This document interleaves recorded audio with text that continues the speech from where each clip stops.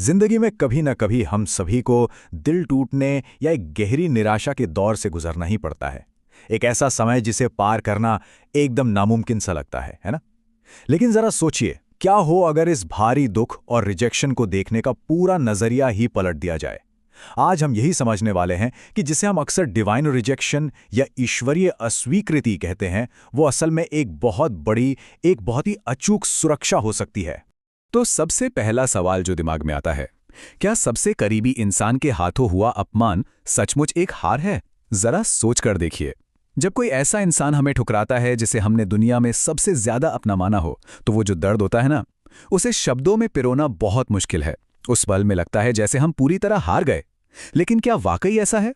यहीं पर मूल स्रोत हमें थोड़ा रुककर एक गहरी सांस लेकर सोचने को कहता है। अब आते हैं हमारे पहले भाग पर, जो है अपमान और हार का भ्रम।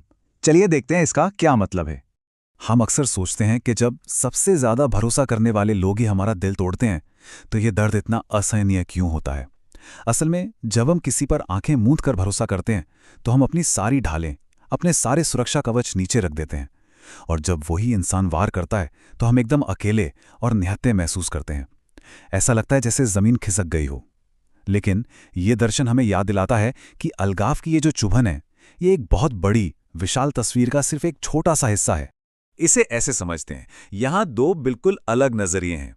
एक तरफ हमारा आम सांसारिक दृष्टिकोण है, जो सीधे सीधे कहता है कि भाई, दिल टूट गया है, इसका मतलब ये एक भयानक हार है, सब खत्म। लेकिन दूसरी तरफ एक गहरा आध्यात्मिक सत्य भी है, जो पूरी बाजी पलट देता है। इस नजरिए से ये कोई हार नहीं है, बल्कि एक ईश्वरीय सुरक्षा है। ये कोई पतन या बर्बादी नहीं है, बल्कि एक जागृति है। मतलब शायद हम उस पूरी घटना को एकदम गलत चश्मे से देख रहे थे। चलिए अब हम इस चर्चा के दूसरे भाग की तरफ बढ़ते हैं, वासुदेव का संरक्षण। यहां एक बहुत ही कमाल की बात कही गई है। रुकिए, ये हार नहीं, ये वासुदेव का संरक्षण है। सच में, बस ये एक अकेला विचार पूरी कहानी का रुख मोड़ देता है। जहां कोई खुद को टूटा हुआ और हारा हुआ महसूस कर रहा होता है, ये विचार याद दिलाता है कि एक अदृश्य ईश्वरीय शक्ति ठीक उसी वक्त वहां मौजूद है। जिसे हम एक क्रूर और निर्दयी रिजेक्शन मान रहे थे, वो असल में वासुदेव का, या कहे उस परम शक्ति का एक सीधा दखल है, एक रेस्क्यू मिशन है। देखिए, जब दिल टूटता है ना, तो सबसे ज्यादा जो चीज सताती है वो है अकेलापन। लेकिन हमारा स्रोत बहुत ही स्पष्ट शब्दों में कहता है कि उस टूटे हुए दिल के साथ कोई भी इंसान कभी अकेला नहीं होता। वासुदेव या वो ईश्वरीय शक्ति ठीक उसी भयंकर दुख के पल में हमारे साथ होती है। वो शक्ति एक ढाल बनकर खड़ी हो जाती है।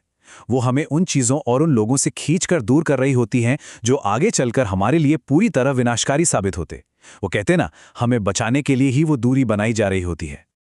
और इसी से हम अपने अंतिम भाग पर आते हैं, नरक बनाम वास्तविक घर।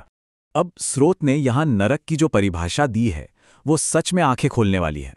नरक कोई मरने के बाद मिलने वाली खौफनाक जगह नहीं है, बल्कि ये वो जहरीला माहौल या वो विषाक्त रिश्ते हैं जिन्हें हमने गलती से अपना सुरक्षित आश्रय या अपना घर मान लिया था। हम अक्सर उन चीज़ों से चिपके रहते हैं जो हमें अंदर ही अंदर खोखला कर रही होती हैं, सिर्फ इसलिए क्योंकि हमें उनकी आदत हो गई होती है। वो हमें जानी पहचानी लगती हैं। वासुदेव का संरक्षण वास्तव में हमें उसी जीवित नरक से बाहर खींच निकालता है। अगर हम इस पूरी मनोवैज्ञानिक और आध्यात्मिक यात्रा को देखें, तो ये 3 साफ चरणों में होती है। पहला चरण, किसी करीबी का धोखा, जो एकदम नींद से झकझोर कर जगाने वाले झटके जैसा है। दूसरा चरण, अकेले होने का भ्रम, जहां इंसान को लगने लगता है कि बस अब सब कुछ खत्म हो गया है। और फिर आता है तीसरा और आखिरी चरण, ईश्वरीय बचाव का एहसास। यहीं पर आकर इस समझ में आता है कि जिसे एक बहुत बड़ा नुकसान समझा जा रहा था, वो असल में हमारा उद्धार था, हमारी सुरक्षा थी। तो इस पूरे विश्लेषण के बाद हमारे सामने एक बहुत ही गहरा सवाल छूट जाता है। अगली बार जब किसी का दिल टूटेगा, तो क्या उसे एक दर्दनाक अंत की तरह देखा जाएगा, या फिर एक नई, पूरी तरह से सुरक्षित शुरुआत की तरह? ये दर्शन हमें बहुत खूबसूरती से सिखाता है कि जो चीज़ें हमें सबसे ज्यादा दर्द देती हैं ना, वो अक्सर हमें हमारे सबसे बड़े नुकसान से बचाने के लिए ही होती हैं।